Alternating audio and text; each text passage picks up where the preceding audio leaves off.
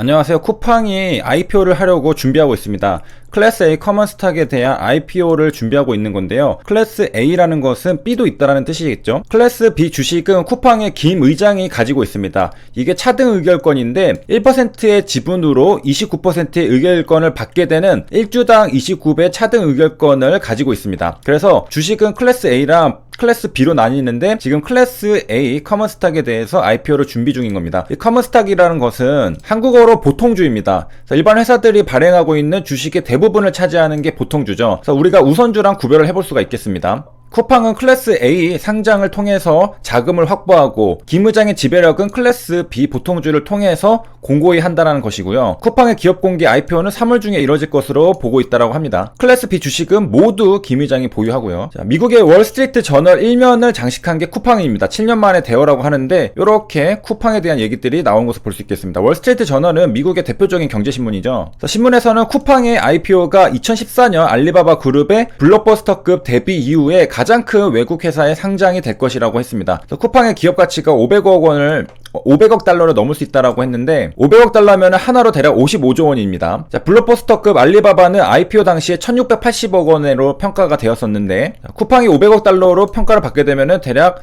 알리바바는 3배네요. 자, 그리고 알리바바는 주식예탁 증서 ADR 방식으로 나스닥에 상장이 되었다고 하는데 주식예탁 증서는 해외에서 주식을 발행하려고 할 때 사용하는 것입니다. 주식예탁 증서는 여러 가지 종류가 있는데 앞에 A가 붙은 아메리카는 ADR, 이게 알리바바가 사용했던 거죠. 여기 앞에 코리아를 붙이면 KDR이 되고 재팬을 붙이면 JDR이 됩니다. 또 아메리카는 미국을 말하겠죠. 그래서 ADR은 미국 뉴욕 시장에서만 발행하는 것을 말하게 됩니다. 자, 그럼 도대체 주식예탁 증서 DR을 왜 발행하느냐? 미국에 사는 투자자가 한국에 삼성전자 투자를 하려고 합니다. 그러면 어떻게 해야 될까? 먼저 한국에 주식 투자가 가능한 증권계좌를 개설해야 되죠. 여기서부터가 벌써 머리가 아픕니다. 왜냐면 한국말 못하는데 이거 개설해야 되잖아요. 그 다음에 달러를 원화로 환전해야 됩니다. 여기도 또 머리 아프죠.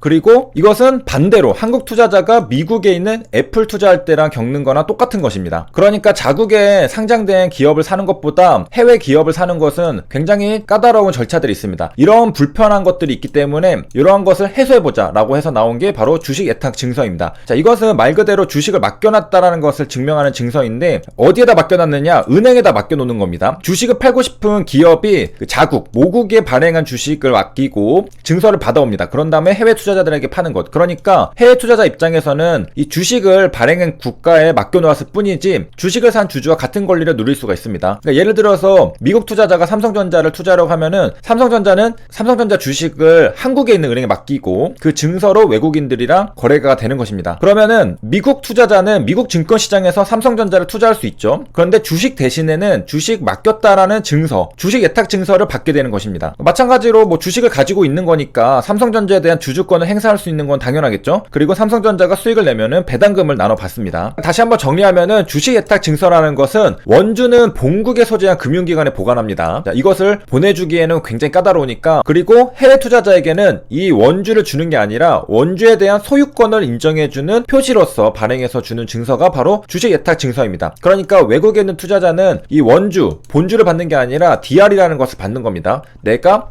너네 나라의 주식을 가지고 있다는 증서. 그리고 이러한 작업을 하는 이유는 국제 자본시장에서 자금을 투자받기 위해서 까다로운 번거로운 절차를 피하기 위한 그런 효과를 가져오기 위해서 사용합니다. 그러니까 외국에서 직접 발행하기에는 까다롭기 때문에 유통수단으로 대체 증권을 사용한다고 보면 되겠습니다. 자, 국내 기업으로는 삼성전자가 91년, 굉장히 오래됐죠. 룩셈부르크에 상장한 것이 DR의 효시였고 그 이후로 여러 회사들이 있습니다. 뉴욕 증시에는 뭐 LG 디스플레이, 포스코, 한국전력, 우리금융, KB금융, 신한지주, SK텔레콤, KT 이런 ADR이 있고요. 자, 앞에 아메리칸이 붙었으니까 뉴욕 증시에 상장되어 있는 거라고 볼 수 있고, 자, 알리바바가 이 바로 ADR 방식으로 나스닥에 상장이 됐었던 겁니다. A니까 나스닥이죠. 쿠팡이 상장하면은 가장 큰 이익을 보는 건 누구일까? 손정희 회장이 3조 원 투자해서 21조 원 투자 대박을 목전에 두고 있다고 합니다. 원금의 6배가 넘는 그런 수익을 볼 수가 있겠는데요. 자, 이 소프트뱅크의 투자펀드, 비전펀드가 쿠팡의 지분 38%를 보유하고 있습니다. 2015년 10억 달러 투자, 2018년 20억 달러 투자, 그래서 3조 원을 넣었는데 요게 기업 가치가 500억 평가를 받게 되면은 요 3조가 21조 원이 됩니다. 6배 수익이 나는 거죠. 상장을 하게 되면은 쿠팡은 1조 원의 재원을 마련할 것으로 전망이 되는데 그동안 쿠팡은 적자를 기록해 왔었습니다. 1조 원을 조달하면은 국내 국내 물류시설 확충, 연구개발에 필요한 실탄을 확보하게 되는 것이고요.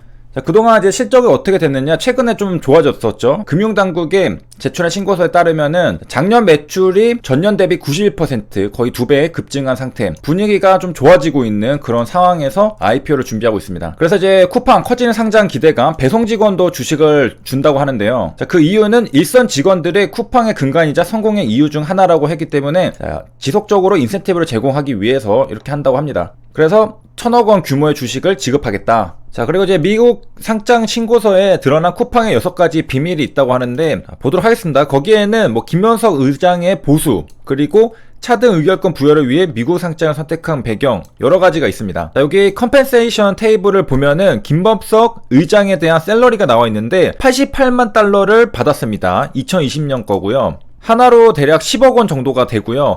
여기에 플러스 주식으로 받은 것도 있습니다. 이것은 1,300만 달러니까 대략 130억이 된다라고 볼 수 있겠습니다. 그리고 또 나머지도 합치고 나면은 토탈로 1,400만 달러가 2020년 컴펜세이션으로 받은 걸 알 수 있는데, 자, 이게 하나로 대략 160억 원 정도가 됩니다. 이것은 주식 형태의 상여금이고, 요게 어떤 것들인가 보니까 퇴직 후 일정 기간이 지나서 정해진 계획에 따라서 주식으로 받는 일종의 상여금이라고 합니다. 그 다음에 다른 사람들도 여기는 임원들이거든요.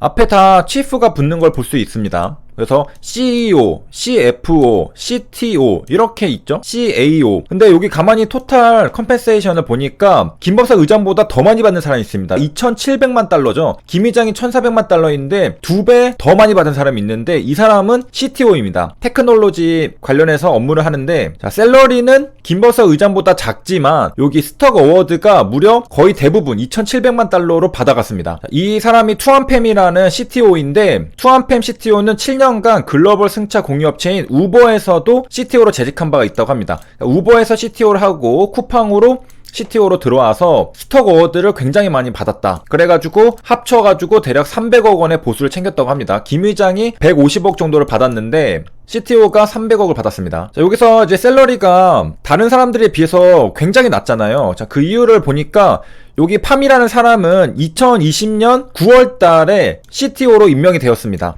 그러니까 요 위에 것은 2020년 한 해의 샐러리인데, 요 팜이라는 사람은 9월 달부터 재직을 했잖아요. 9, 10, 11, 12. 그러니까 4개월 정도밖에 일하지 않았습니다. 그러니까 샐러리를 줄 때 당연히 비례해서 줘야 되겠습니다. 여기 프로레이티드라는 말이 있는데 무슨 뜻이냐면은, 뭐 외국에서 물품 보관 서비스 이용할 때 프로레이티드라는 말이 있는데, 보통은 이제 월급을 줄 때 한 달 단위로 계산하는데 시작하는 날이 10일날 시작할 수도 15일날 시작할 수도 있잖아요.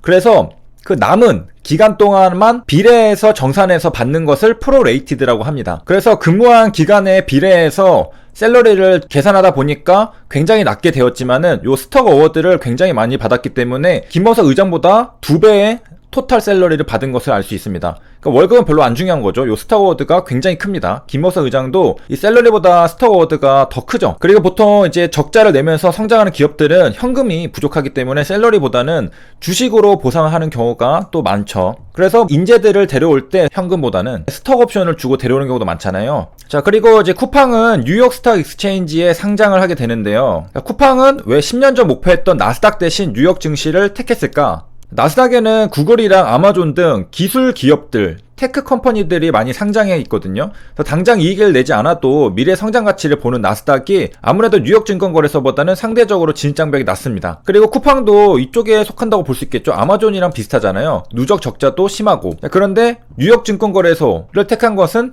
쿠팡의 철저한 계산이랑 자신감이 깔려있지 않을까 이렇게 생각한다고 하는데요. 첫 번째 계산은 뉴욕 증시 상장에 성공하면 대규모 자금 조달이 가능하다. 아무래도 이제 세계 최대 규모라서 그렇게 생각할 수 있는 것이고, 일각에서는 뉴욕 증시 상장을 완료하고 나스닥 IPO도 추진할 것이란 전망도 있다고 합니다. 자, 이렇게 해서 쿠팡에 대한 상장을 살펴봤는데, 여기에 제출한 것들 보면은 사진들도 그리고 성장하는 것도 보여주는 것을 알 수 있겠습니다. 여기까지 시청해주셔서 감사합니다.